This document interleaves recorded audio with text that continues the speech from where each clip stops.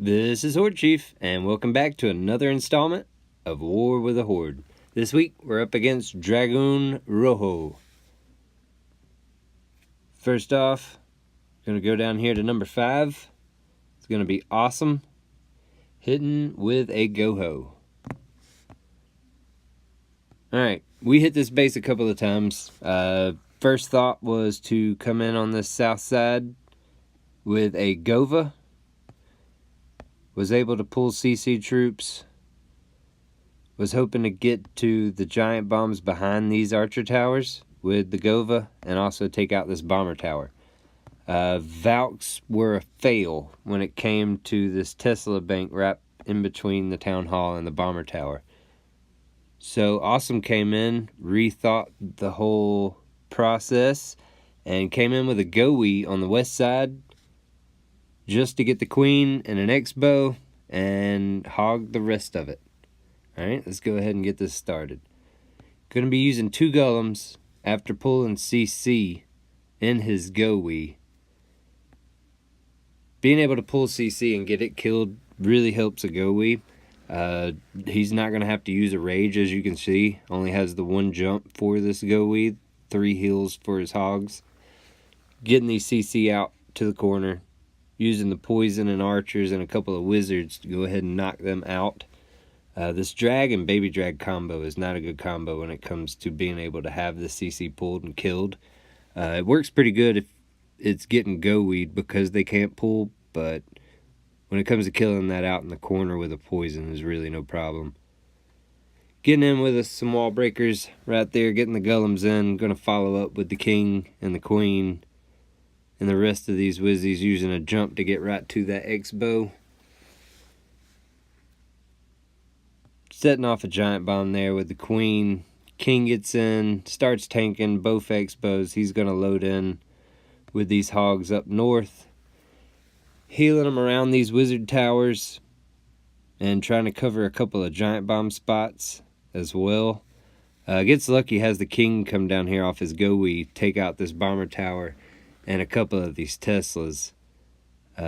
Keeping on around with the hogs up north, working his way to the east, using the hills.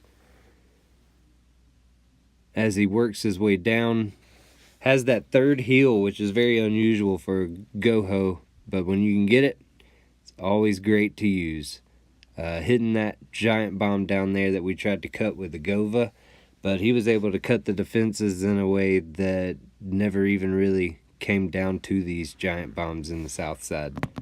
That's all the defenses, all down to cleanup. Catching a couple giant bombs on cleanup. Had hogs go into the center, take out the town hall and the clan castle. The rest with the queen on the outside, getting it done. Another awesome attack by Awesome. Alright, next off, we're going to be going to number 3. This was a Town Hall 10 being hit by a Town Hall 9. That's a big step up. Even if the defenses are at the same level or even a little bit lower than a Town Hall 9, it has these extra defenses. As you can see, you got the 2 bomber towers, which a Town Hall 9 does not. And it also has 3 X-bows. Something you got to deal with as you graduate up to Town Hall 10 level. But Bryce actually stepping up as a Town Hall 9, going to get this done. He kind of talked it over in clan chat to decide on what he was wanting to do. Knew he had to get this queen down and the CC killed. Figured out we could pull CC with an archer setting off giant bombs at the same time.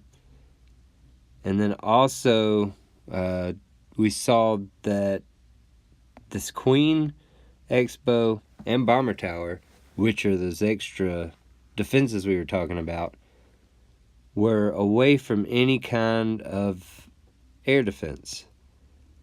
The only thing that normally would be hitting would be this X-bow and this archer tower, because this X-bow is down. So we thought to actually come in and use suicide drags up here on the north side to get all that down before starting hogs.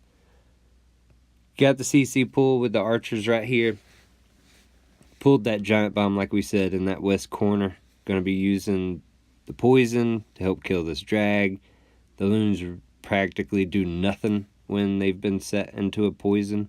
And normally a poison kills a set of balloons in itself. Get them down, and it's going to start this suicide drag right here, trying to funnel these dragons into this queen. As soon as they notice her, they're going to go aggro, jump off anything else that they were hitting, and hit that queen. And as you can see, none of these defenses are hitting these drags yet. They're going to be able to get in, get these X-bows and bomber towers set up on the outside of this base, and then we'll load in as soon as they are gone with hogs. Just going to put a finger down and drag it.